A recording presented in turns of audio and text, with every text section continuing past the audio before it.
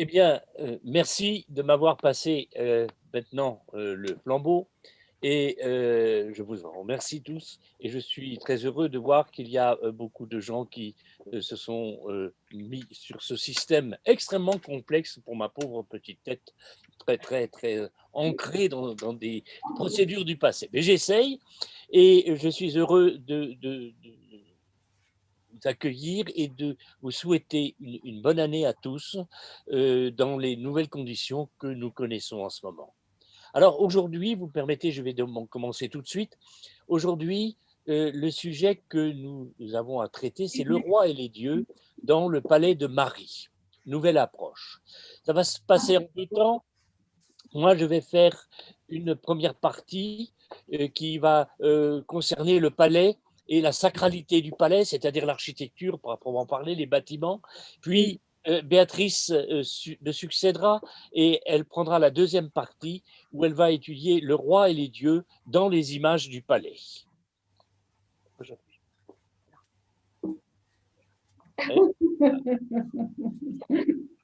passé. C'est passé.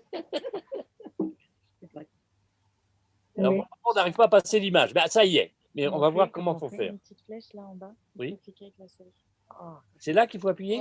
Ouais, avec la souris. Avec la souris. Bon, vous savez, j'espère qu'il n'y aura pas trop d'accros comme ça parce que je ne suis pas très malin avec ces machines, mais on va essayer. Heureusement, on est épaulé. Alors, je vous ai expliqué ce que nous allons faire dans une petite introduction indépendante du sujet. Bon, écoute, est-ce qu'on peut se rappeler?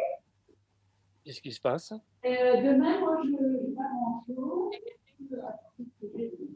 Il y a quelqu'un qui est en train de parler et qui a gardé son micro. Hein. Alors, coupez bien vos micros. Bon, je reprends.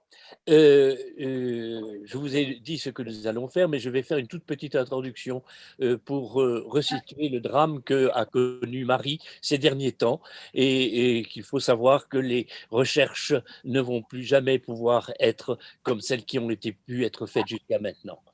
Alors, voici une vue du site de Marie, vue par avion. Vous voyez l'hôtel entouré de la campagne.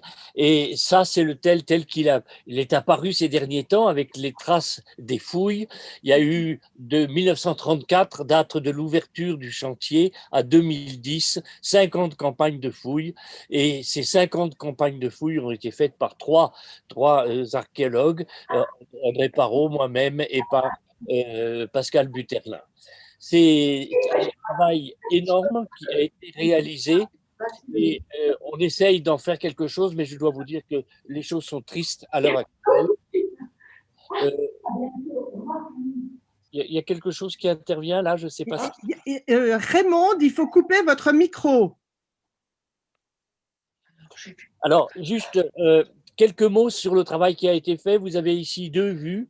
Une qui date des tout débuts de la fouille à l'époque de Parot, c'est une vue par avion. Vous avez l'hôtel et la flèche rouge part d'un endroit où se trouve le palais dont nous avons fait il y a quelques années une maquette restituant son volume et son apparence ancienne.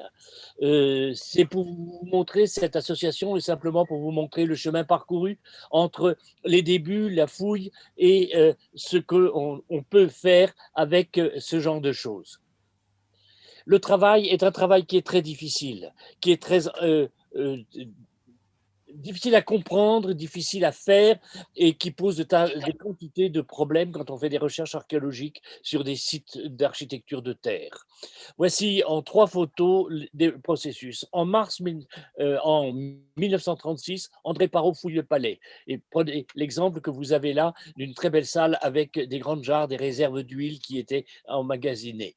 50 ans après, voilà ce qu'a donné cette salle. Vous voyez la destruction, elle est en dessous, la destruction du mur, les murs fondent, les objets disparaissent, tout s'ensevelit. Et à la fin, vous avez cette image absolument épouvantable de ce qui reste d'un mur qui a été un mur d'un temple dans l'Antiquité.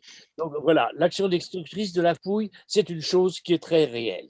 La mission de Marie a engagé un programme de préservation, de consolidation, de restauration depuis André Parrot en 1972-74 et j'ai continué pendant jusqu'au moment où j'ai quitté la direction cette activité de restauration et ceci a pu être fait avec l'école de Grenoble, d'architecture de Grenoble.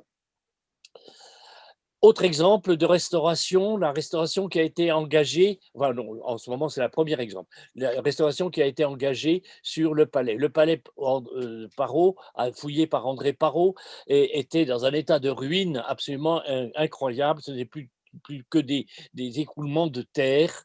Nous avons repris ce palais et nous avons fait un travail très important en conservant les murs qui subsistaient. C'est pour ça que vous voyez ces murs en haut, au-dessus des éléments reconstruits, et on les a mis dans un coffrage de briques de façon à préserver tout ce qui pouvait l'être de cet ancien bâtiment. Et le deuxième endroit où nous avons beaucoup travaillé, c'est le palais plus ancien de la ville 2, ça ce que je vous ai montré, c'était le palais de la ville 3, le palais plus ancien de la ville 2, qui avec une très très belle grand espace au centre, où nous avons fait des travaux, comme vous pouvez le voir sur les murs, de conservation, de restauration, et nous avons installé une couverture avec au-dessus, vous avez le projet qui a été prévu avec les architectes de l'école de Grenoble. Eh bien voilà, le résultat de tout ça, et c'est pour ça que c'est dramatique, le résultat de tout ça, c'est que depuis la guerre, vous avez en bas ici, toute la partie inférieure de l'image, vous avez la surface du tel avec des trous qui ne sont pas des trous d'obus, qui sont des trous de clandestins. Mais le sol a été parsemé, pillé, comme c'est quelque chose absolument épouvantable. Il y a même eu à certains endroits, semble-t-il, beaucoup de couloirs souterrains, c'est-à-dire que le site est complètement bouleversé. Quant à l'image que vous avez en haut et à droite de votre écran, eh bien, c'est le résultat de la très belle photo que je vous ai montrée il y a quelques instants de cet espace avec sa couverture. Et vous voyez, quand la photo a été prise en 2014, il y a encore, le toit est encore en partie en place, et là, il est complètement effondré. Le palais, l'un des palais dont je vais vous parler est complètement disparu, et c'est une perte à peu près irrémédiable pour l'archéologie proche-orientale. Alors, qu'est-ce qui reste? Qu'il reste-t-il des 50 campagnes de fouilles conduites de 1934 à 2010? Là, je vous ai mis une série d'images. Eh bien, il reste des notes, il reste des photos, il reste des plans, il reste des objets, il reste des bouquins. Et il reste des maquettes, des reconstitutions. En bas à droite, vous avez la dernière entreprise qui est presque terminée d'une 3D remettant avec des coupes l'ensemble du palais de la ville 3, du palais qu'on appelle le Grand Palais Royal, le GPR, en place et avec ces volumes qui complètent, si vous voulez, l'étude de la maquette qui est en bas au centre. Alors voilà, maintenant je vais vous parler de ces palais. Je ne vous cache pas que ça me remue assez profondément, étant donné l'état dans lequel ils sont. Alors, parlons maintenant du sujet que je veux traiter avec vous. La question qui se pose, c'est de savoir si on peut reconnaître dans ces palais des secteurs sacrés, c'est-à-dire appartenant au domaine divin, qui se seraient opposés à des zones civiles ou profanes qui sont du domaine du roi. La documentation que nous utilisons, elle se situe entre 2005 et 1800. Et vous avez là la période dite à Marie de la ville 2, au milieu du 3e millénaire, puis à l'extrême fin, vers 2100-2050, vous avez la ville 3 qui apparaît, et là, vous avez d'autres palais. Alors, le problème est de situer les rois et les dieux dans ces palais. Chronologie des découvertes. Nous avons André Parrot a mis au jour le grand palais royal de la ville 3. Je vous l'ai montré tout à l'heure, on va le revoir tout le temps, à partir de 1935. Puis, il a trouvé en 1964 le palais de la ville 2. Quant à moi, en 1979, j'ai trouvé le petit palais oriental de la ville 3. Donc, on a là 3 édifices qui vont être au centre de notre interrogation. La démarche que je vais suivre avec vous, elle est simple. Dans un premier temps, je vais vous présenter ces 3 palais lors de leur découverte, tels qu'ils étaient apparus lors de leur découverte et les premières pensées, estimations que l'on a pu faire à leur propos. En deuxième position, je vais vous montrer, essayer de voir avec vous l'évolution des interprétations. Il y a une chose qu'il faut bien comprendre. Quand on sort un édifice de la Terre, quand on sort des objets, on se fait une idée et on l'expose et c'est normal. Seulement après, on peut être amené à changer les options, à transformer les explications parce que nous avons d'autres matériels, d'autres sujets qui apparaissent. Alors, premier point, que désigne le terme palais? Si nous parlons des rois et des dieux dans les palais de Marie, il faut savoir ce qu'on appelle le palais de Marie. Dans les temps anciens, le palais, ce n'est pas un nom particulier. L'endroit où le roi habite, c'est la maison du roi. C'est comme on dirait la maison de X. En sumérien, en akkadien, le terme de maison, c'est « e ». En akkadien, c'est « bitou ». Là, ça veut dire la maison. Et si on met « e » plus un nom divin, on a le temple. C'est le temple du dieu. Et Gal, c'est la grande maison en sumérien. Et Kalou, c'est en akkadien, ça veut dire la grande maison, exactement la même chose. La grande maison, c'est la demeure du roi.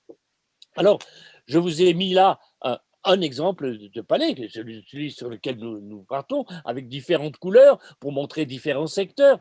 Ce qu'il faut simplement retenir de cette image, c'est que le palais est un édifice complexe qui est organisé avec tout ce qu'il faut pour y vivre au quotidien.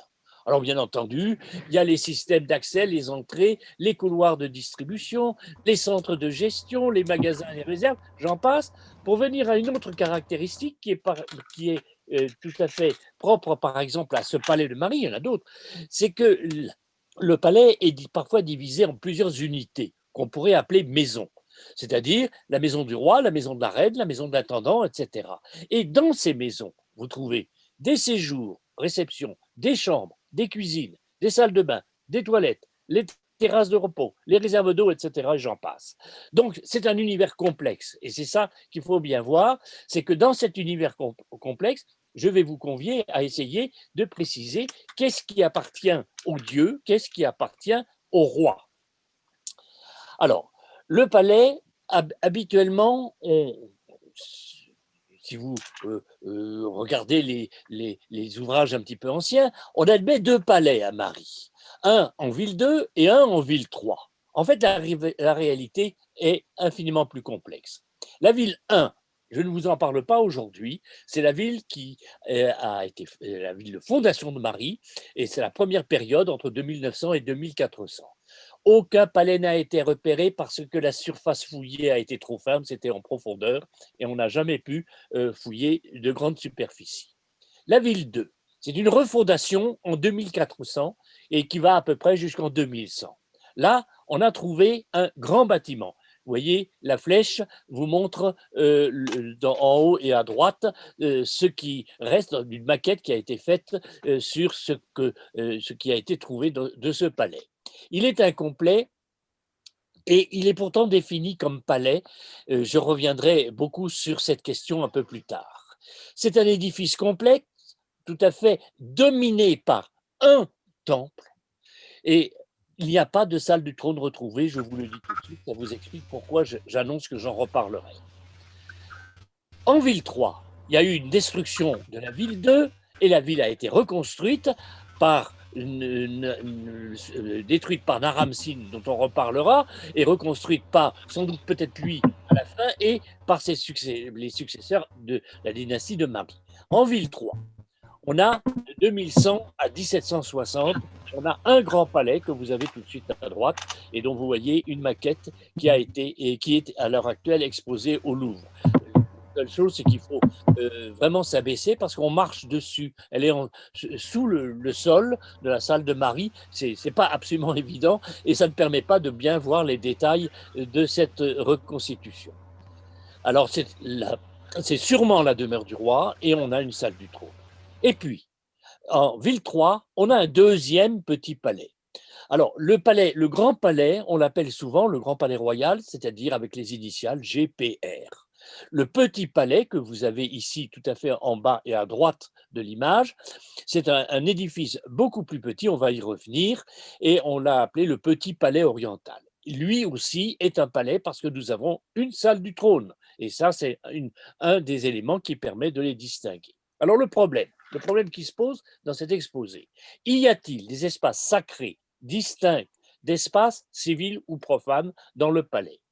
Première question. Deuxième question, l'architecture peut-elle exprimer le sacré et le profane?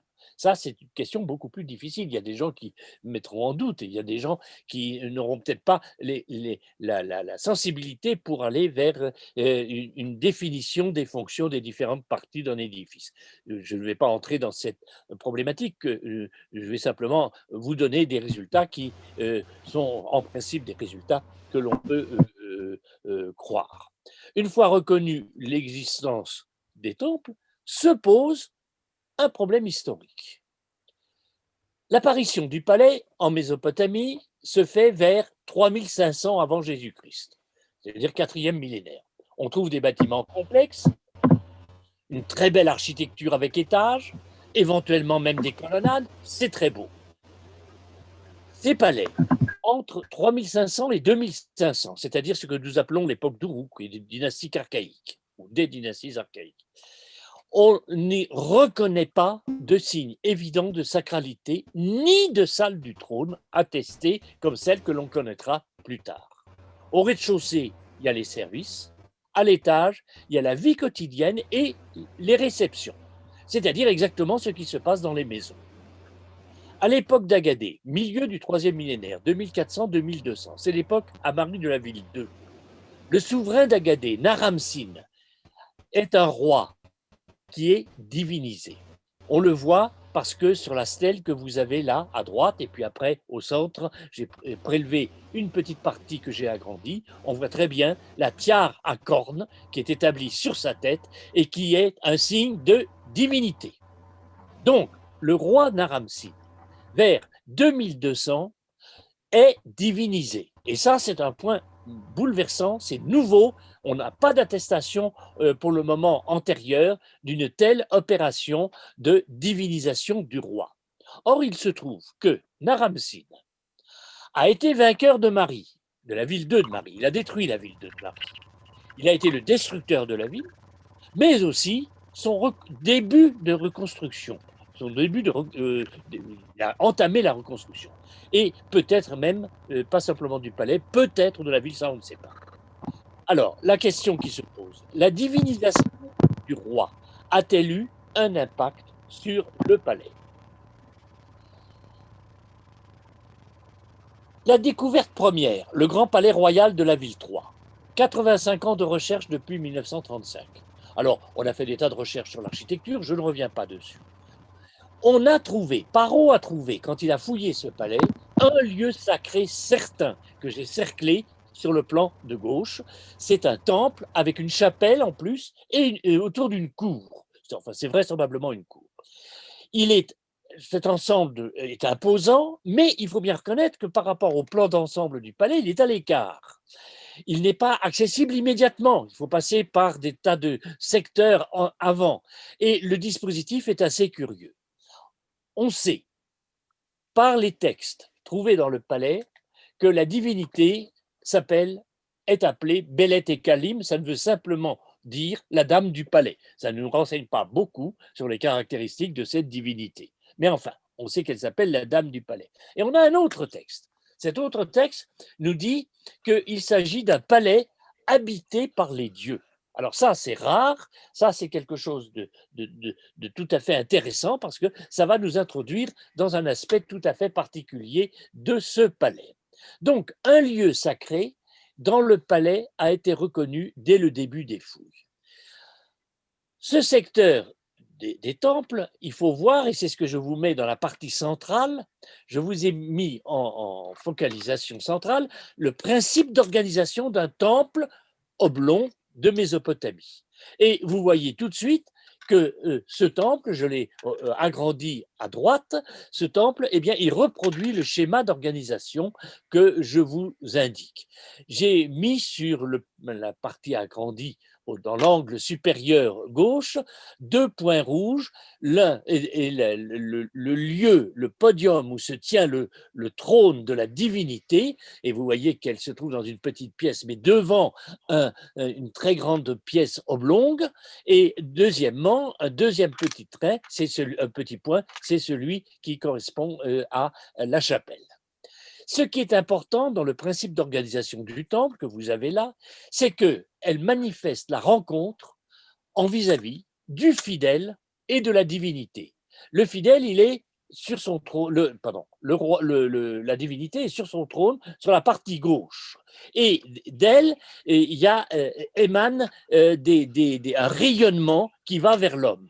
Tandis que de l'autre côté arrive l'homme qui assure le service de la divinité avec entre eux la table d'offrande. Je reviendrai tout à l'heure sur ce schéma.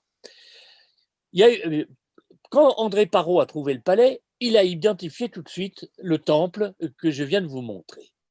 Il n'a pas tout à fait bien identifié une autre pièce qui était, je dois dire, assez difficile à définir au moment où il le trouvait, c'est qu'il a appelé la salle d'audience et qui se trouve, comme vous le voyez, dans le coin inférieur droit.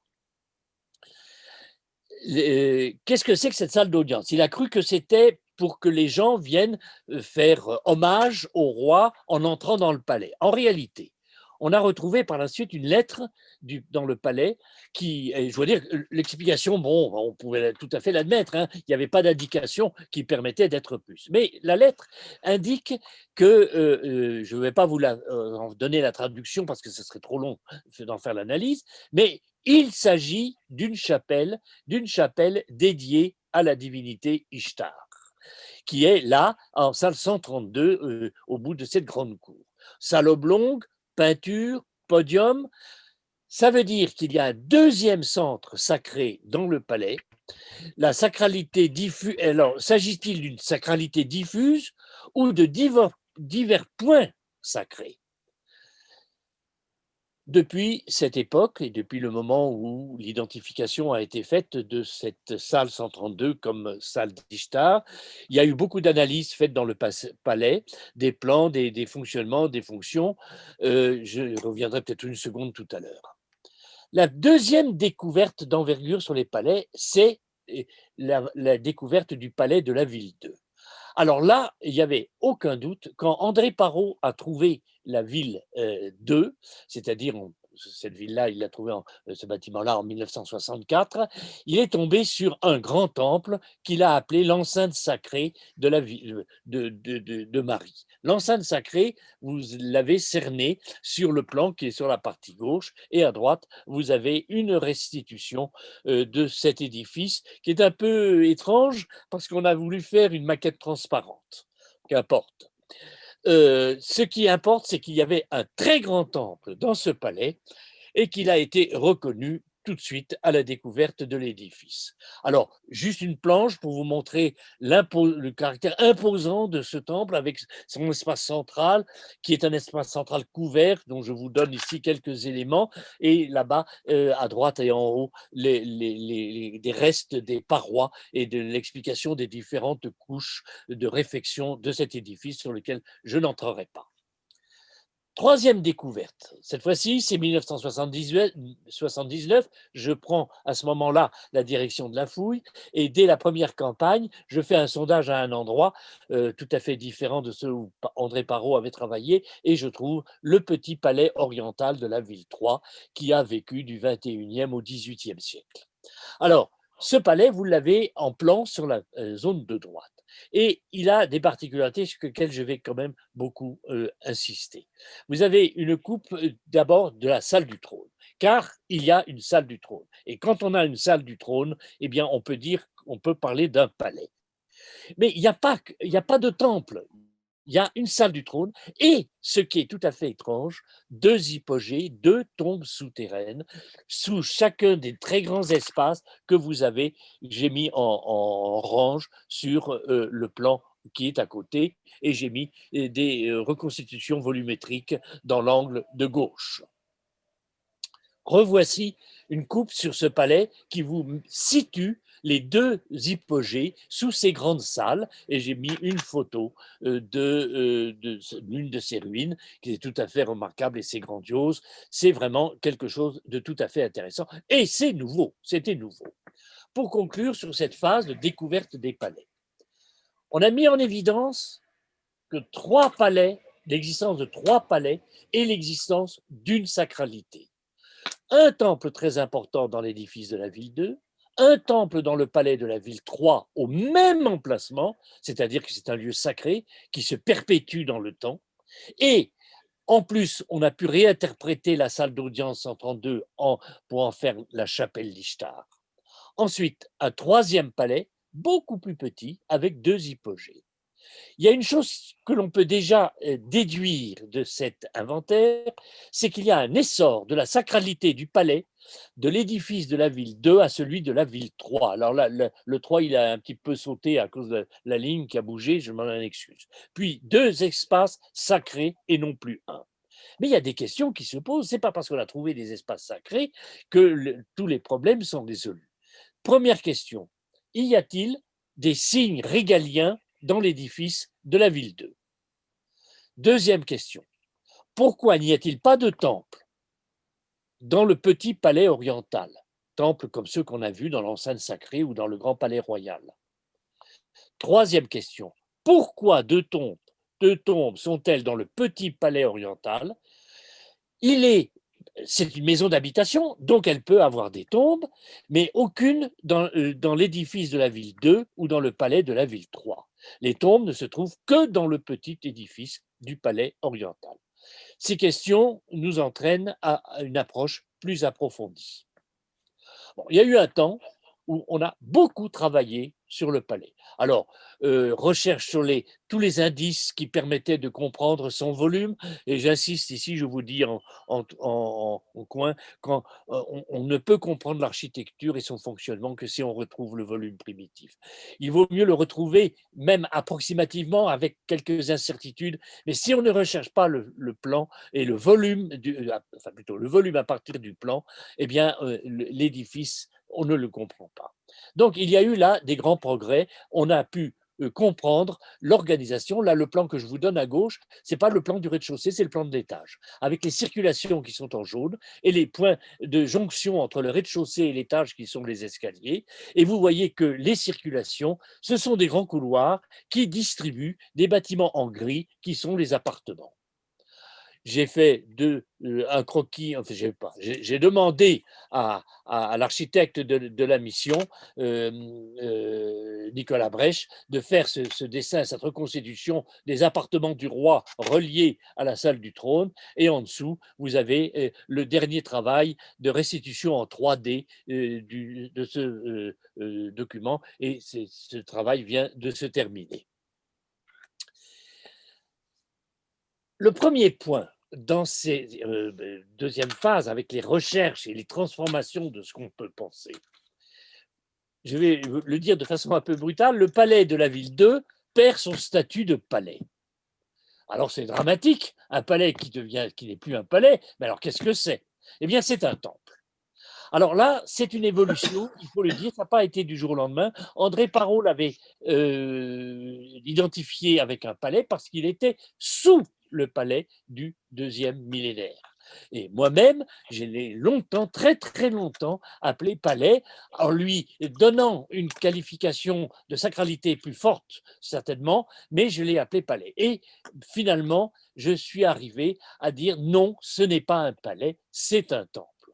La découverte de ce palais, avec l'enceinte sacrée, c'est comment dire, le véritable palais de la ville, le véritable temple au centre de la ville de la ville 2. Donc, on a mis au jour de façon progressive l'édifice entre 1979 et 2004. Alors, pourquoi ce changement d'interprétation? Je ne vais pas vous donner tous les arguments, mais je vais simplement en évoquer quelques-uns. Ce que nous avons à droite, c'est un temple avec le point de diffusion de l'emplacement de la divinité. Il n'y a pas de salle du trône. Dans l'ensemble du palais, de tout ce qui a été fouillé, il n'a pas été achevé. Ça, c'est un problème, je sais. Mais il y a quand même, on peut arriver à voir, il n'y a pas de salle du trône, il n'y a pas de secteur d'apparat, il n'y a pas de signe régalien. C'est ça qui est un point important. Sauf à l'extrême fin de la ville 2. Et ça, nous y reviendrons. Le deuxième point, c'est un sanctuaire parce que le temple, on l'a, il est là, et à l'emplacement où je vous ai mis le point rouge de diffusion de la divinité, il faudrait le mettre un tout petit peu plus à droite. Il est sur le podium. Je ne peux pas le déplacer maintenant, mais il faudrait le replacer un tout petit peu plus à droite. Eh bien, c'est l'emplacement, le podium, c'est l'emplacement de la statue divine, c'est l'emplacement d'où émane cette aura divine dont je vous parlais tout à l'heure. Or, sous ce podium, il y a ce que j'ai appelé un puits de sacralisation. C'est-à-dire que c'est un puits qui a été aménagé depuis le niveau d'usage pour le temple jusqu'à la base de la ville. Et ceci a été fait au moment de la construction du temple pour être sûr qu'il n'y avait pas d'impureté sous le sol de la divinité. Le puits de sacralisation est quelque chose de tout à fait nouveau et qui est extrêmement important si on veut comprendre le sens de la sacralité dans ce pays. En effet, cette sacralisation, elle s'enracine dans les profondeurs de la terre. Ce n'est pas par hasard qu'il y a sous le podium du Dieu un puits qui va rechercher les origines de la force divine à ses pieds et dans les profondeurs de la terre. Donc ça, on voit très bien qu'on a affaire à un sanctuaire, et ça, un puits de sacralisation, normalement, il n'y en a pas dans les palais qui ne sont que des palais. Troisièmement, on a trouvé un dépôt de fondation que vous avez en deuxième position à droite, avec l'aigle et l'éontocéphale, avec la jarre dans laquelle il y avait le trésor dit d'Our. Cette jarre au trésor, qui a été retrouvée dans la dernière phase du palais, la plus récente, pour le palais de la ville 2, en fait, marque non pas une cachette d'objets précieux au moment d'une invasion, comme on l'avait cru pendant un certain temps. En réalité, c'est un dépôt de fondation au moment d'une reconsécration lors de la restauration finale de l'édifice du temple. Donc ça fait déjà 3 raisons. En plus, il y a un autre édifice que j'ai évoqué là pour une partie simplement de son plan. C'est un édifice complexe qui a été trouvé à Tel Asmar avec les installations artisanales dont je vais vous parler maintenant. Il a été trouvé dans la vallée de la Diyala et ça permet une comparaison extrêmement sérieuse avec ce qui a été trouvé à Mars. Alors, je vous disais, il y a une raison forte pour laquelle le palais de la ville 2 perd son statut et devient un temple que j'ai appelé en plus manufacture. On a retrouvé dans la fouille, Parrot avait fouillé à peu près la zone du temple que vous avez sur le plan tout à fait à gauche, qui est cerclé de blanc.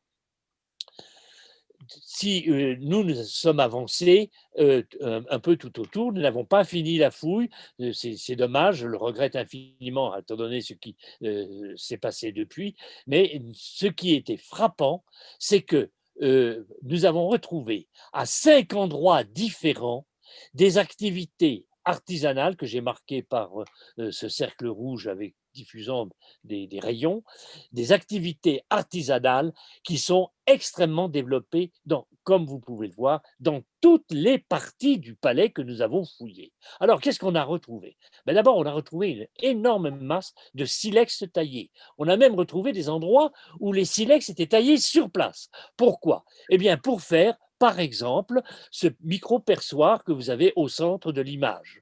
Ce micro-perçoir était destiné à graver, par exemple, des coquilles dont vous avez une série de personnages vus de profil dans l'angle inférieur gauche. Il y a aussi des barres que vous avez ailleurs. Ce sont des objets qui ont été taillés, gravés, qui sont silhouettés et qui ont été, comme vous pouvez le voir, faits en série. Et si c'est fait en série, c'est que il faut… Oh là là, il faut que je me dépêche. Oh là, oh oui, parce que… bon, c'est que c'était fait pour faire des objets et ce sont des compositions de mosaïques. Et vous avez juste au centre une installation qui est une installation de poste de travail et non pas toute autre explication. Bon, je ne vais pas revenir maintenant sur l'image, parce que le temps a passé, sur l'image du temple. J'avais proposé une comparaison avec la peinture de la salle 132 où on voit exactement le même dispositif dans la fresque, mais je vais passer bientôt la parole à Béatrice. Alors, un point important, il y a eu une première salle du trône à la fin du XXIIIe siècle, et c'est la première salle du trône dans le palais de Marie. Vous les situez sur le plan, vous avez les restitutions en volume et des images. Et c'est évidemment Naram Singh qui l'a fait. Juste une image rapide pour vous montrer qu'on a à gauche un temple, à droite la salle du trône, on est exactement dans le même dispositif. C'est-à-dire qu'il y a eu un transfert, et ça c'est extrêmement important, un transfert du plan du temple pour faire la salle du trône. La première salle du trône reproduit le plan du temple. Alors, on est évidemment dans un système où le roi divinisé est organisé dans une salle qui est la salle du trône. Mais c'est aussi le souvenir de la salle du temple. Dernier point, la question de la tombe royale. Pourquoi pas de tombe dans la ville 3, je vous l'ai dit tout à l'heure, et pourquoi est-ce qu'il y a un palais avec 2 tombes? En fait, dans le monde sémitique ancien, pas de cohabitation entre le temple et la mort. C'est une impossibilité. Dans la terre, vous ne pouvez pas mettre au même endroit le temple et le signe de la mort. Le grand palais royal est installé exactement au-dessus de l'enceinte sacrée. Ça veut dire que le grand palais royal, il est dans le monde de la divinité, de la sacralité. Il hérite de la sacralité divine liée au lieu, du maintien du temple et de l'impossibilité d'y construire une tombe. Seule solution pour le roi mort, puisqu'on ne peut pas le mettre dans sa maison comme on fait d'habitude, eh bien, il va falloir construire un nouveau palais et y abriter les tombes royales. C'est ce qui s'est passé avec le 3e temple où on a trouvé les 2 hypogées. Alors, terminons. Vous avez 3 temples. Le premier est trois bâtiments. Le premier est un temple, mais c'est un temple où le grand prêtre, qui a peut-être des affinités avec le roi, mais nous n'avons pas de signe régalien sûr. Dans ce temple, il y a une autorité qui dirige des ateliers, qui fabrique des objets qui ont un rapport évident avec la sacralité. C'est une énorme entreprise et c'est quelque chose qui est tout à fait intéressant. Deuxièmement, le palais habité par les dieux et le roi. Et troisièmement, le palais hypogée des rois. Il faut savoir que le palais que vous avez, le palais habité par les dieux, était un palais où, à cause du fait qu'ils partageaient le palais avec les dieux, on devait s'y embêter à mourir. La reine est obligée de quitter tous les mois le palais et de faire des purifications avant d'y revenir. Quant à la cour, eh bien, elle va beaucoup habiter un palais qui est à une quinzaine de kilomètres au nord de Mari, à Tsuprum, parce que là, il n'y a pas de dieu dans le palais. Ça, je crois que ça peut en dire long. Voilà pourquoi nous avons à Mari 3 palais qui sont le fruit de l'histoire et des transformations progressives d'une situation qui était une situation où la sacralité jouait un très grand rôle. Voilà, je passe la parole à Béatrice, j'ai un peu dépassé mon temps, je crois. Voilà.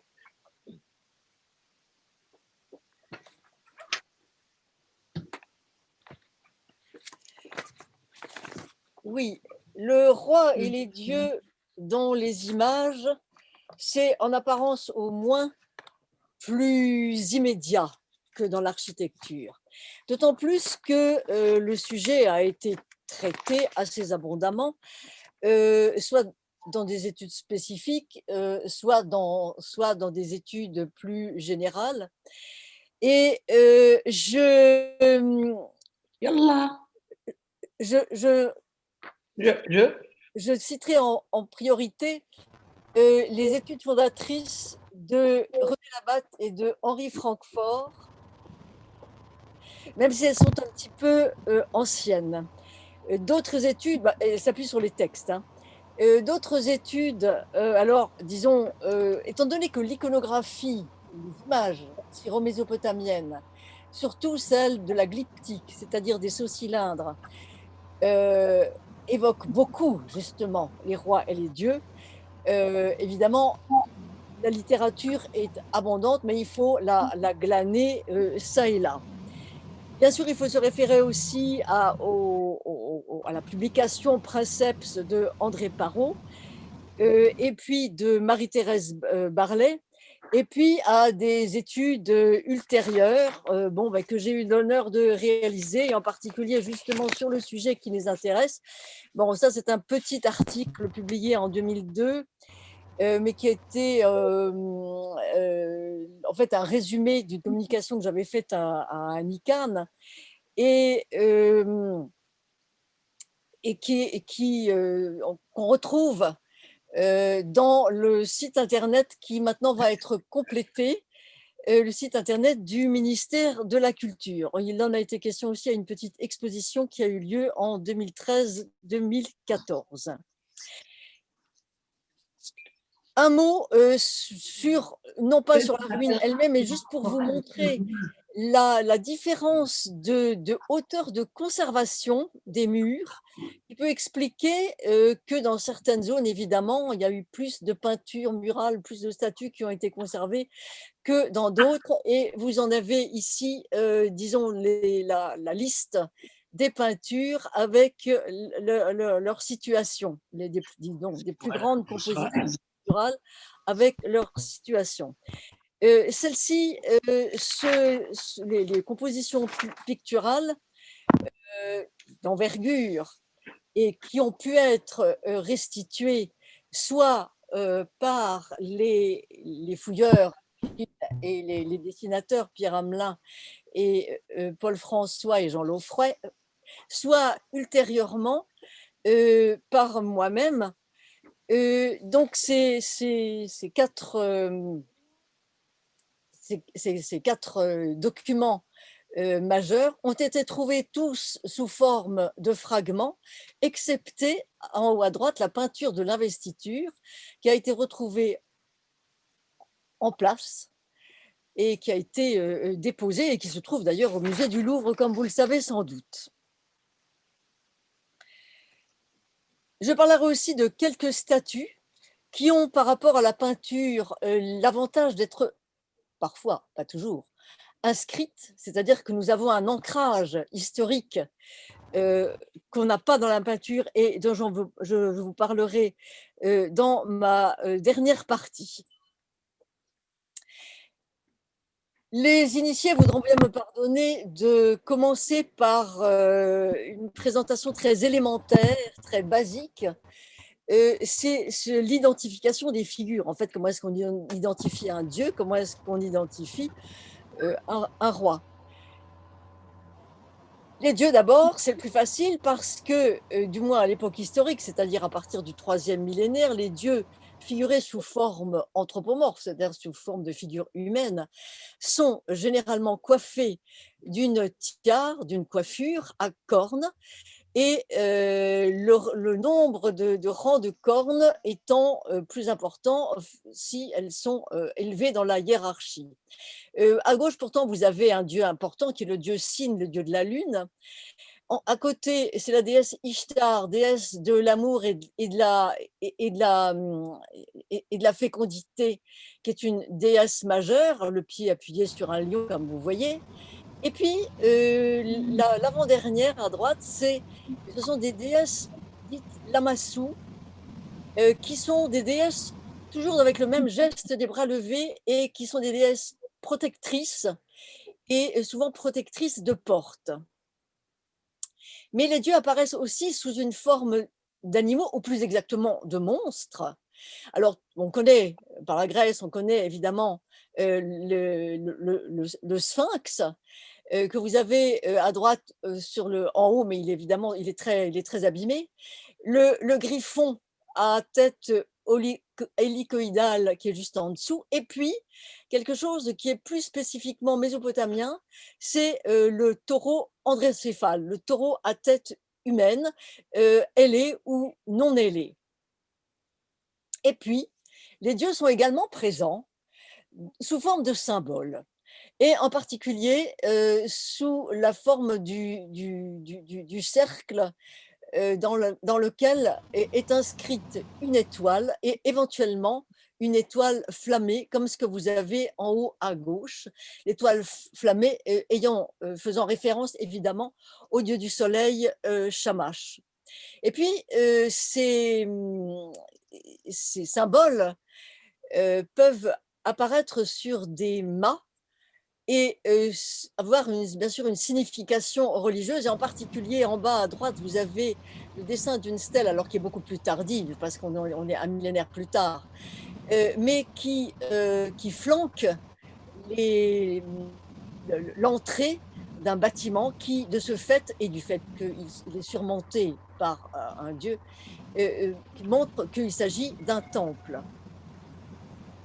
Le roi, maintenant, se distingue des simples mortels par son costume, sa coiffure. Souvent, il est coiffé d'un polos, c'est-à-dire une espèce de bonnet plus ou moins haut, comme vous le voyez à gauche. Il est plus richement vêtu, souvent, que les simples mortels ou les serviteurs, vous le voyez avec… Alors, vous voyez que les modes peuvent différer, puisque à gauche, nous avons une robe longue avec des sortes de volants, et à droite, c'est un drapé court d'ailleurs, à multiples pans frangés. On distingue le roi aussi par sa taille, très souvent dans l'ensemble de la composition, et on le distingue également par son action. Et justement, c'est ce qui m'a permis, par exemple, en bas à droite, vous avez des fragments quand même assez peu lisibles, mais qui, grâce aux pieds levés qui piétinent un personnage, eh bien, j'ai pu le rapprocher du faux cylindre que vous avez à gauche. Et c'est une image tout à fait classique, je dirais, pour l'époque du début du deuxième millénaire, du roi victorieux qui écrase ses ennemis.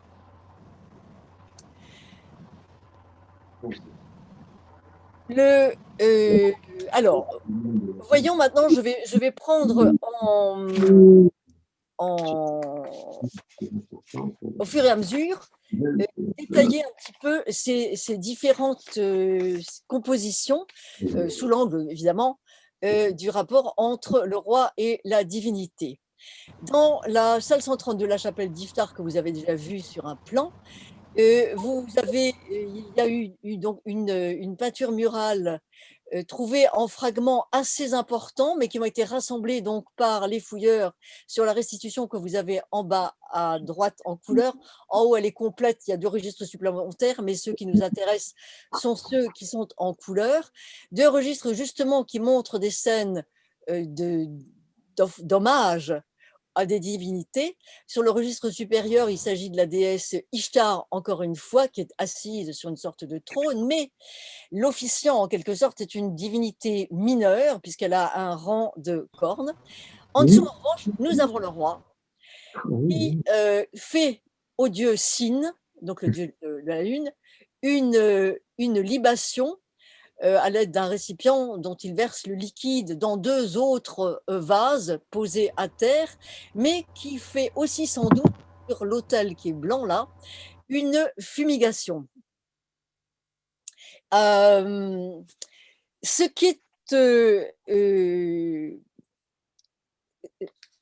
ce qui est intéressant, c'est que donc cette peinture a été trouvée dans un temple.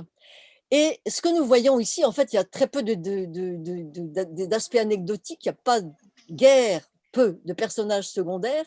Et le roi, en quelque sorte, est complètement immergé dans toutes les formes de la divinité, que ce soit donc la divinité anthropomorphe, les grands dieux assis, mais aussi les dieux, les taureaux, les taureaux androcéphales, donc les hybrides. Et vous avez aussi en bas à droite un héros mythologique. Et il est seul, en fait, il est seul, complètement immergé dans la divinité. Sur la peinture de l'investiture maintenant, Regarde comme c'est deux beau. mots quand même sur ce tableau qui est l'un des seuls, Non.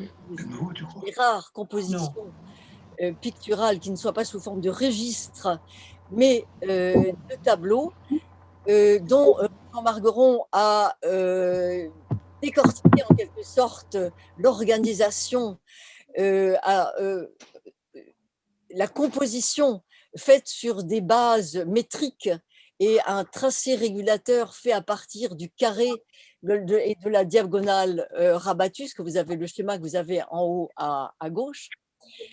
Et ce tableau Ouais. en fait, est une sorte de triptyque puisqu'il comporte une partie centrale à 2 registres superposés et 2 volets latéraux qui transgressent en fait ces 2 registres et lesquels montrent, puisqu'on a un palmier, enfin 2 registres, enfin 2 volets symétriques, on a des palmiers et des arbres symboliques et on est dans un extérieur, dans un espace extérieur. Vous avez l'emplacement de cette peinture de la vestiture sur la maquette de la ruine du palais qui se trouve au musée du Louvre. Et vous en avez le facsimilé le plus lisible en bas à droite. Et le registre qui va nous intéresser, ce qui va nous intéresser le plus, évidemment, c'est la partie centrale et surtout le registre supérieur, où nous avons au centre, d'ailleurs, au centre exact de l'ensemble du tableau, puisque c'est au croisement des diagonales, nous avons la déesse Ishtar qui tend au roi 2 objets symboliques qui sont le bâton et le cercle, ou plus exactement, c'est la corde enroulée de l'arpenteur, en fait, à l'origine. Alors là, le roi est beaucoup plus proche de la divinité, puisqu'il touche ces éléments symboliques, comme si la déesse voulait lui transmettre le pouvoir et l'énergie pour être à la hauteur de toutes ses fonctions.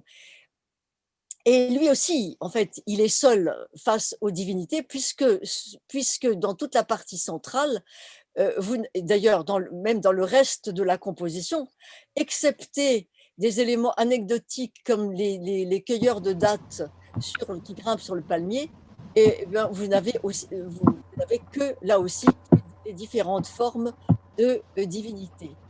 Bien sûr, la comparaison obligatoire, c'est la stèle de Hammurabi, où là, c'est le dieu Shamash qui tend les 2 symboles à Hammurabi, à Shamash, qui est dieu du soleil, mais aussi de la justice, et ce qui va de pair avec justement le bâton. Oups, pardon. Le registre en dessous, le registre central inférieur, est occupé par des divinités secondaires qui sont des déesses aux vases aux eaux jaillissantes, et ceci traduit l'obsession littéralement des Mésopotamiens, c'est-à-dire que c'est le besoin de l'eau et, comme on le verra un petit peu après, la maîtrise de l'eau. Et c'est ce même thème est donc représenté par cette statue qui se trouvait effectivement dans la salle 64, c'est-à-dire entre la cour 106 et la salle du trône 65. Et nous avons ici des modalités de restitution qui ont été faites par le laboratoire Archéovision avec lequel nous travaillons depuis 2012 en fait. Et vous avez 2 étapes de restitution de cette course en 6 avec l'emplacement en bas, donc, enfin l'emplacement, oui, de la peinture de l'investiture.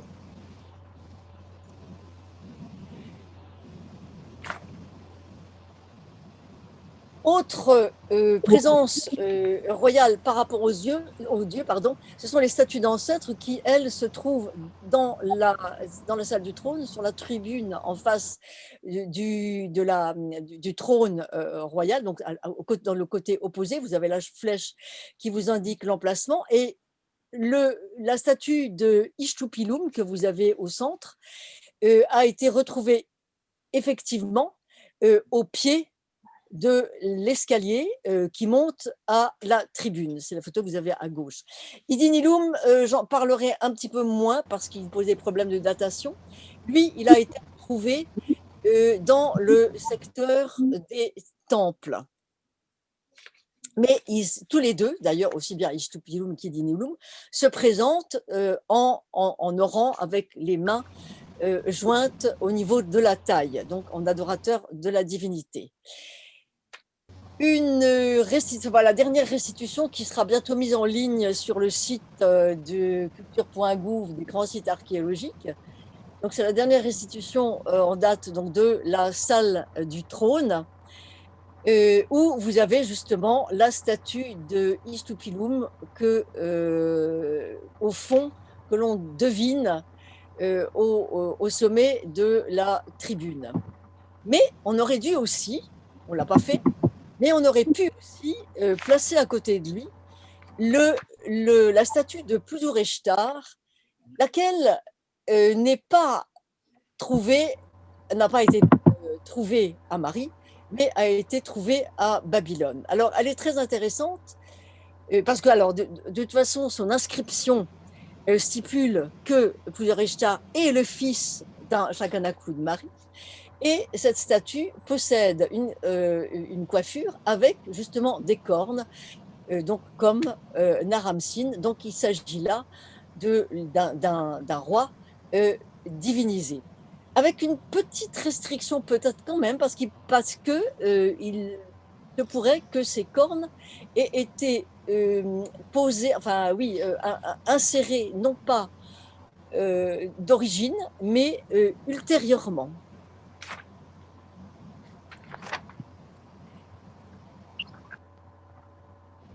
Dans la course en 6 toujours, une série de fragments, une centaine, a été retrouvée, et une partie d'ailleurs est conservée au Louvre.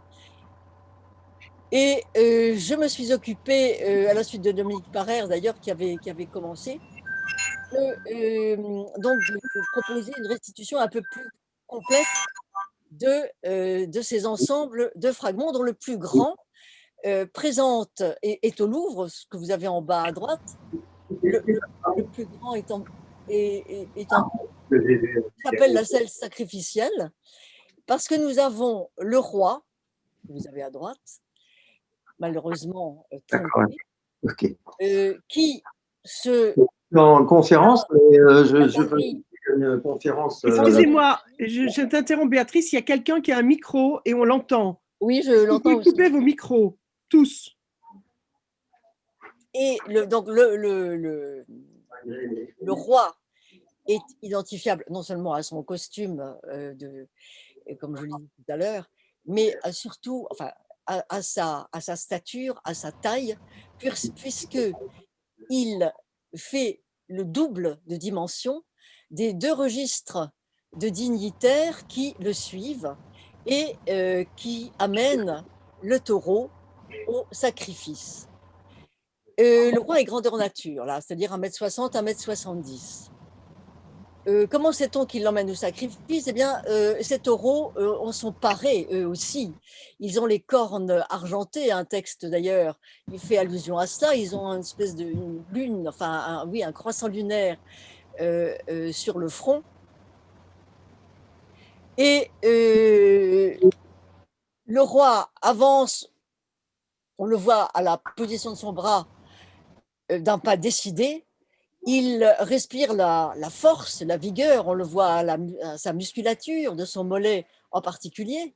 Et au fond, ici, il n'est pas du tout comme dans les deux compositions précédentes, une sorte d'humble serviteur des dieux par une offrande, mais il est plutôt le chef, là, le chef qui emmène toute une procession justement pour le sacrifice, qui a aussi la forme d'offrande tout de même la plus, disons oui, une sorte d'offrande qui fait penser à la guerre en fait. Hein. Donc il y a quelque chose dans cette image qui est un peu d'une autre veine que dans les images précédentes. Vous remarquez aussi sur la restitution que, eh bien, et d'ailleurs dans l'ensemble des fragments, eh bien, il n'y a pas de représentation divine sous forme humaine ou même de monstre, d'hybride.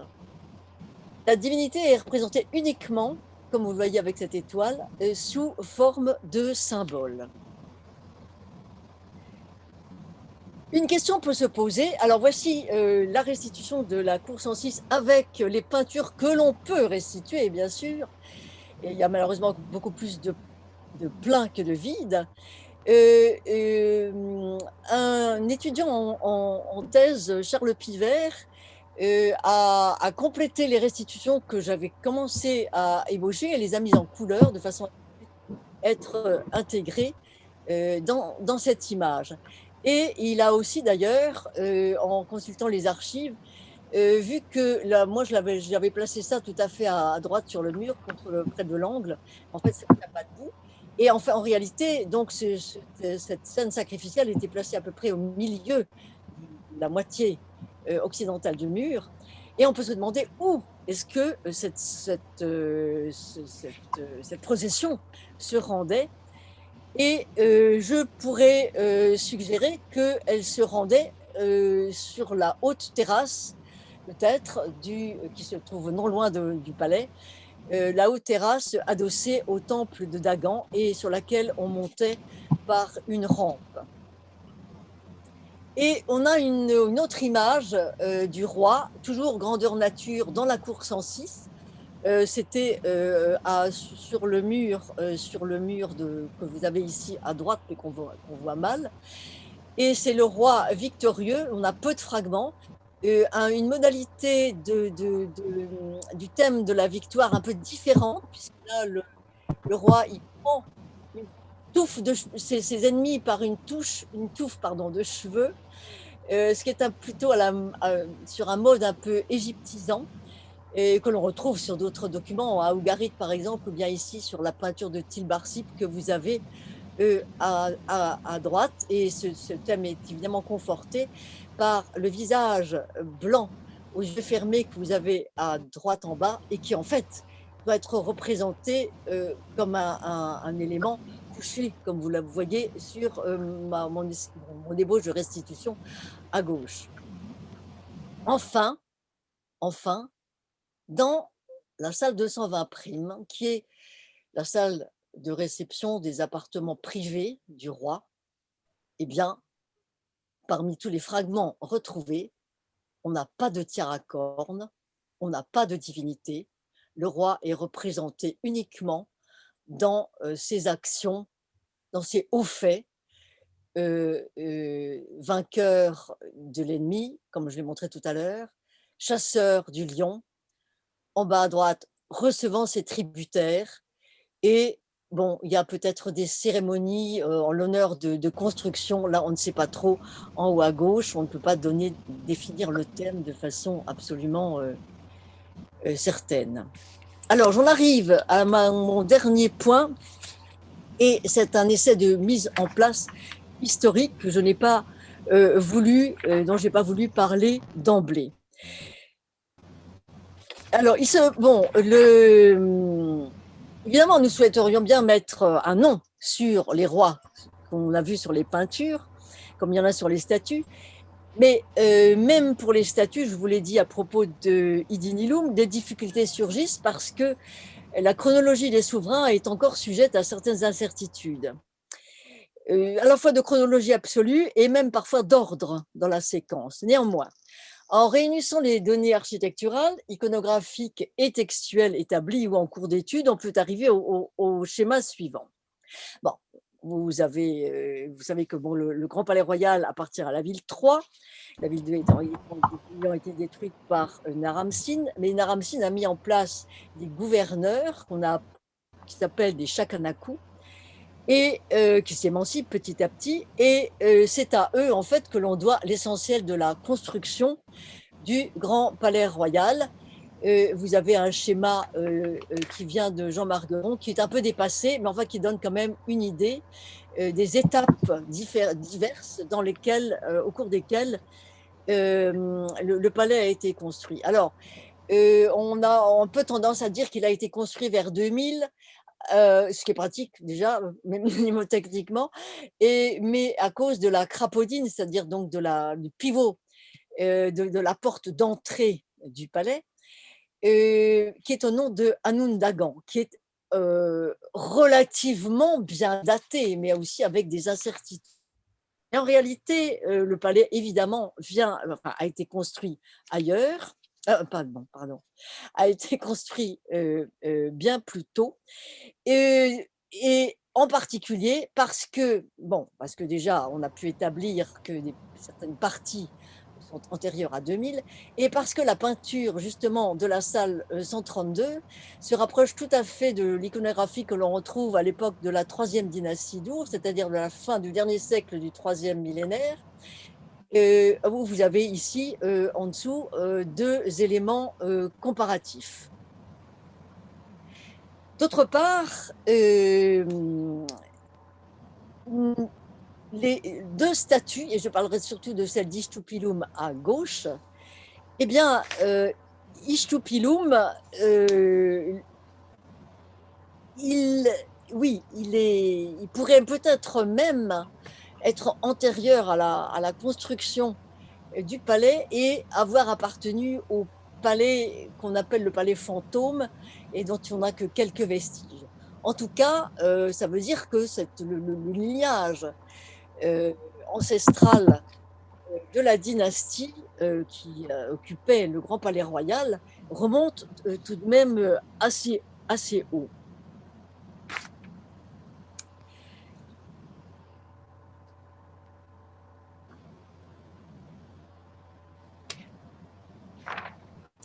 En ce qui concerne la peinture, non, attendez, là, excusez-moi.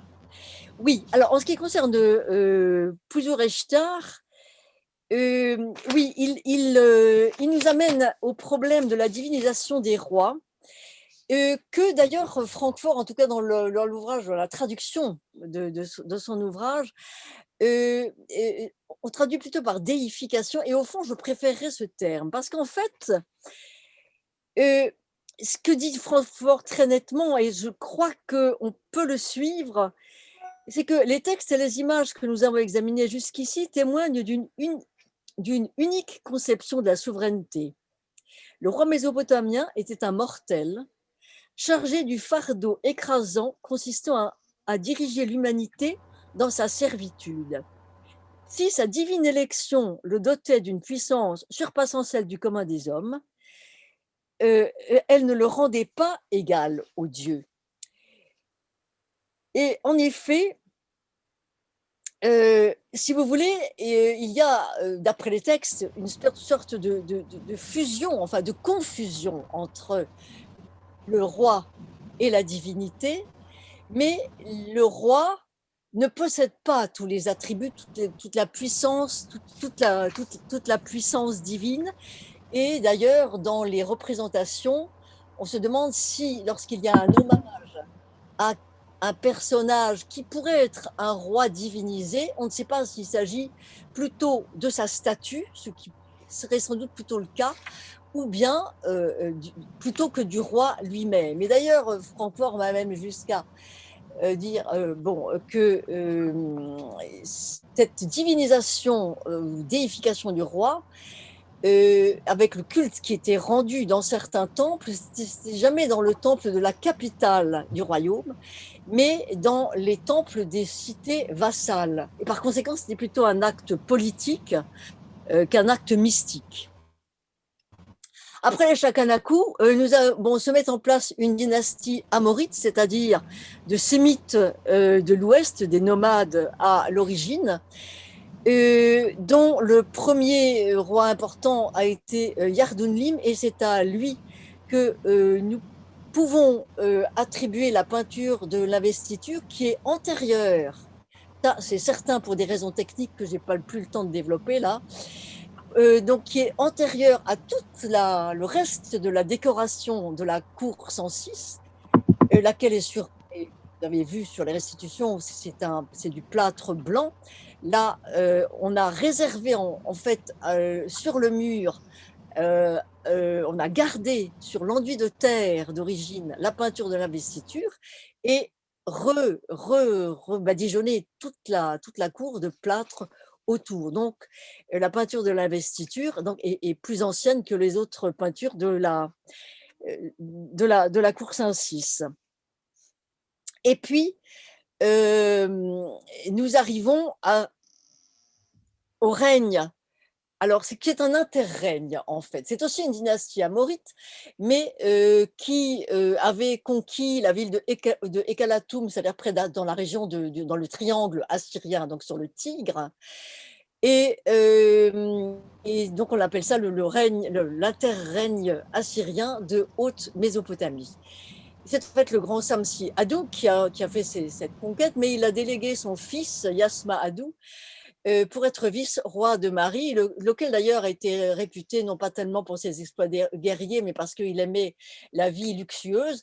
Mais tant mieux pour nous, puisqu'apparemment il aimait bien aussi les arts, et que c'est grâce à lui sans doute que nous avons ces peintures qui ont subsisté jusqu'à nous. Et si je vous remontre l'image du roi conducteur de la procession qui va au sacrifice ici, c'est pour vous montrer aussi que le roi, il est maître. J'ai parlé de l'eau tout à l'heure avec les déesses aux eaux jaillissantes, mais ici, on a toujours l'obsession de l'eau. Mais là aussi, le roi est représenté comme maîtrisant l'eau, parce qu'il marche sur une rivière, mais vous voyez que l'entrelac des ondulations en dessous, ce sont en fait des canaux. Et donc, c'est le pouvoir aussi sur un territoire. À droite, c'est simplement pour montrer les différents modules qui peuvent exister. Et vous ne les avez pas tous, vous n'avez que deux modules extrêmes. Et puis, oui, ce que je voulais dire aussi, c'est que pour conclure, c'est qu'on a, alors, sinon une évolution linéaire, du moins des différences, qui peuvent être d'ailleurs tout à fait ponctuelles, dans le temps, mais aussi simplement régional. Donc des différences dans les modalités de ces rapports entre le roi et la divinité dans les images, où, bon, sur les images, alors là, quand même, les plus anciennes, c'est-à-dire salle 132 et peinture de l'investiture, le roi, au fond, le roi reste, contrairement à l'Égypte, où il est vraiment doté de tous les atouts divins, là, il ne l'est pas. Et il reste essentiellement le serviteur des dieux, ce qui est d'ailleurs le propre de toute la condition humaine. Les hommes sont là pour servir les dieux.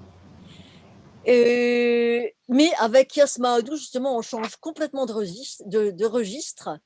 Et au fond, si ce n'est pas un peu trop extrapolé, mais à mon sens, ça préfigure déjà un petit peu, l'excès, le souci de colossalité que l'on trouvera un millénaire plus tard chez les Assyriens, avec les palais absolument gigantesques, et même à Khorsabad, le palais qui est situé plus haut que la ziggourate, plus haut que le temple. Et je termine alors par Zimrilim, le dernier roi, donc qui nous a pas laissé d'œuvres d'art grandiose, mais quand même de l'époque duquel on a quelques sauts-cylindres. Et là, avec la victoire de l'ennemi, et pour vous dire aussi que la guerre même est sainte, parce que la guerre, c'est aussi la conquête l'anéantissement des dieux ennemis et la conquête des dieux ennemis. Voilà. Et puis une dernière image de cette restitution 3D que vous verrez bientôt sur le site internet, mais pour vous montrer qu'il y a aussi des scènes de la vie quotidienne et qu'il n'y a pas que le roi et les dieux. Merci.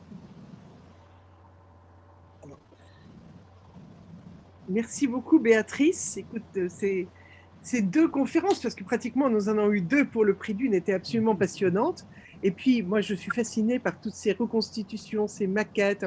Voilà, j'avais eu la chance de visiter Marie 2 fois, dont une fois avec Jean, et j'en garde un souvenir ébloui. Mais c'est vrai que toutes ces maquettes et ces reconstitutions le font vivre de façon tout à fait étonnante. Et bravo, alors que le site est ravagé, de travailler à nous fournir comme ça de telles images. Alors moi, je vais peut-être maintenant laisser la parole à ceux qui auraient des questions à poser. Je suis sûre qu'ils seront nombreux, à l'un comme à l'autre de nos orateurs.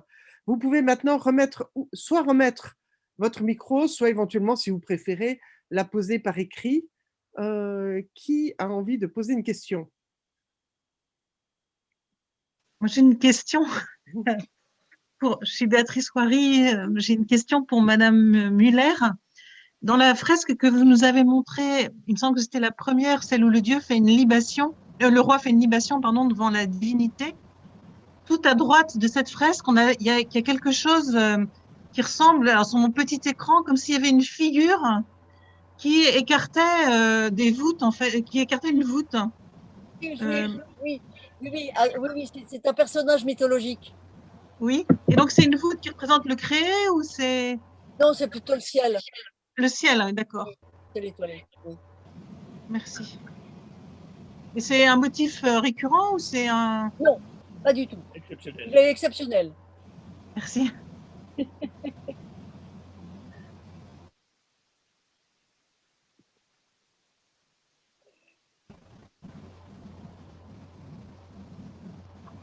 Est-ce que quelqu'un d'autre a envie de poser une question?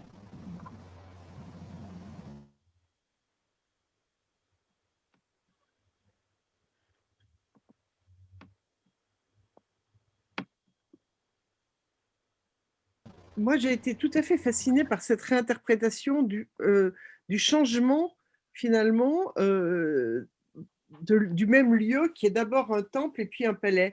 Est-ce que c'est… Enfin, ça paraît quand même… s'il y a eu plus ou moins une forme de continuité et que donc le lieu était connu comme sacré, c'est quand même assez exceptionnel, non? C'est difficile à dire parce que, en réalité, nous sommes un tout petit peu formatés par des images dominantes. Et, dans notre domaine, il y a toujours des palais parce qu'il y a toujours des rois. Or, on ne sait pas quand même toujours. Je suis moi très frappé de ce que dans le schéma que j'ai proposé tout à l'heure, il y a une transformation importante de la notion de sacralité, la sacralité qui était une sacralité divine dans la ville 2, se transforme dans la ville 3. Le palais est habité par les dieux, mais c'est aussi une sacralité royale, et elle n'est pas de la même façon. Et ça, c'est quelque chose, on a plutôt tendance, quand on explique la Mésopotamie, à avoir une espèce de continuité pendant 2 à 3 millénaires avec le même type de phénomène. Or, je pense que c'est une erreur, et qu'il y a eu des mutations là, au 3e millénaire, vers manifestement entre 2004 et 2002, il y a une transformation de la mentalité, des manifestations de la sacralité, Dieu, roi, etc.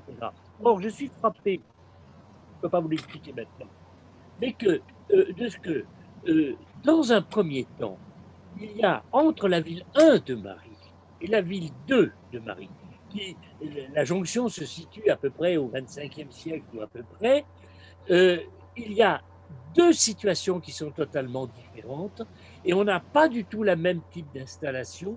Et les palais, pour le moment, je ne peux pas en dire quelque chose pour la ville 1, mais il y a une chose qui est certaine, c'est que sous le palais, sous le temple de la ville 2, qui devient palais en ville 3, eh bien, en ville 1, ce que nous avons, ce sont des installations métallurgiques.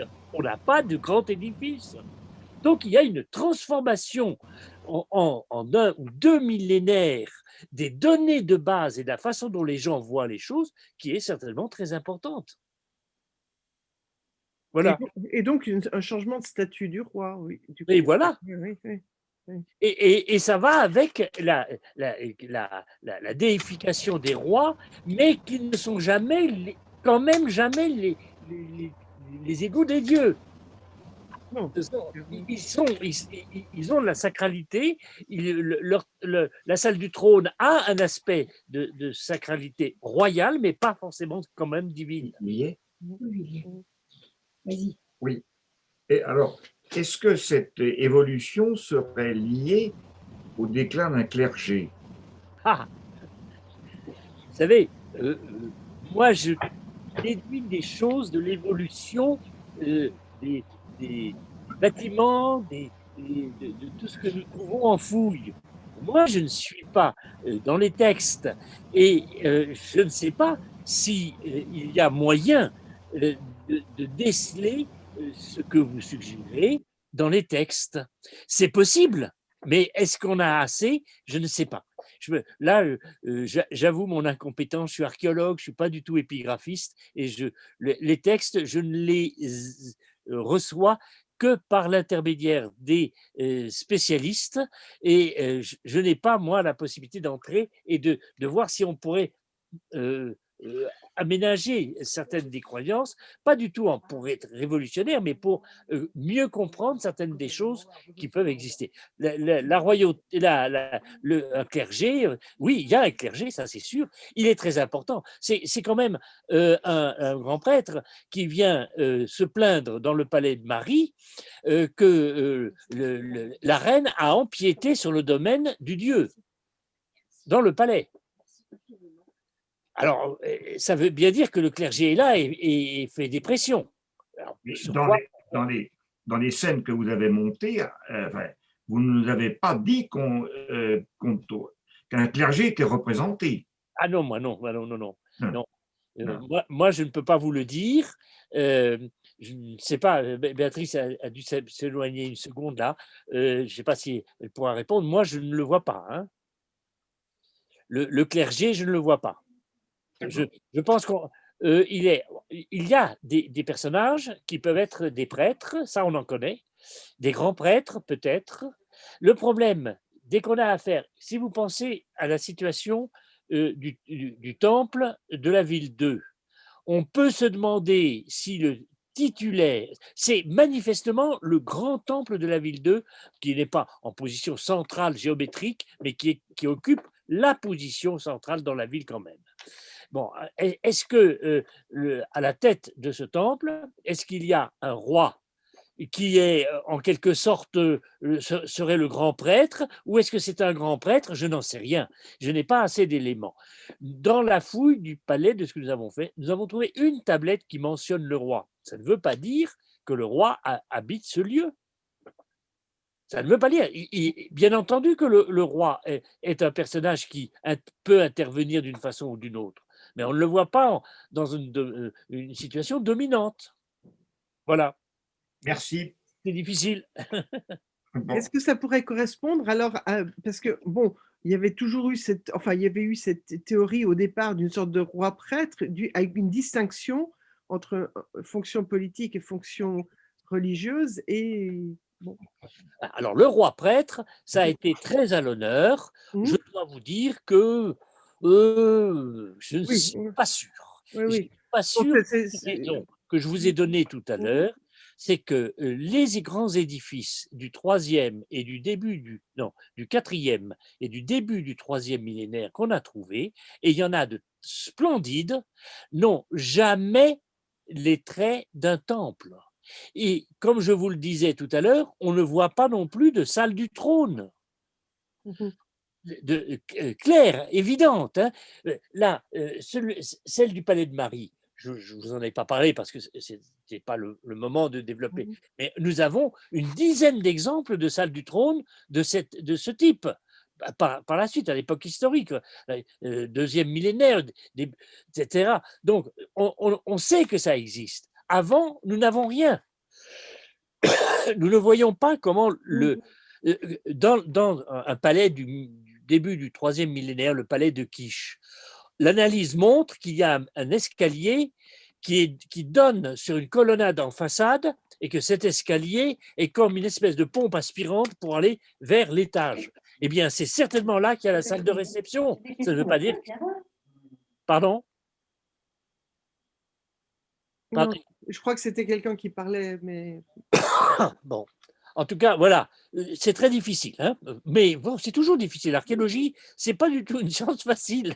Oui, mais ça ne donne pas les mêmes informations et c'est vrai que je ne crois pas que les textes soient très, très précis là-dessus, sur ces époques. Ah non, non, justement. Mais le roi prêtre, on y a donné beaucoup d'accent, mais moi, sur le plan de l'archéologie, je ne le vois pas. Vous voyez? Alors, oui.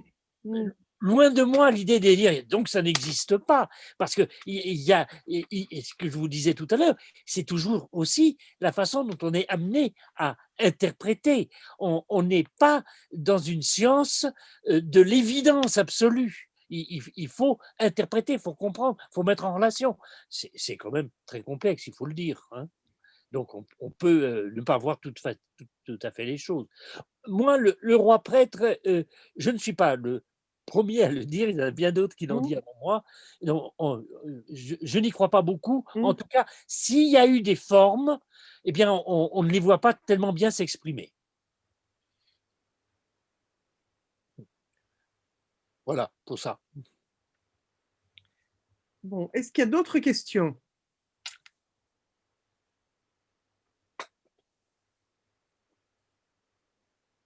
Très complet. Hein. Tout le monde est ébloui, a besoin de méditer tout ça, parce que c'était quand même une vision nouvelle de Marie, c'est vraiment une nouvelle perspective. J'ai été un petit peu rapide sur certains points, et je m'en excuse, mais vers la fin, j'ai un peu avalé tout ce qui concernait la différence entre sacralité royale et sacralité divine, parce que je n'avais plus beaucoup le temps, si je voulais permettre à Béatrice de faire son exposé. Mais c'est un point important à approfondir. En tout cas, s'il y a des questions, je serai très disposé à répondre via les mails, en attendant qu'on se retrouve en présentiel, comme on dit. Voilà. Que j'espère. Voilà. Bon, mais en tout cas, Jean et Béatrice, vous avez magnifiquement réussi à assurer. C'est pas très amusant de parler à un ordinateur, mais vous l'avez fait avec… Parler à un ordinateur. Je peux vous dire que c'est la première fois de ma vie. Hein. Oui.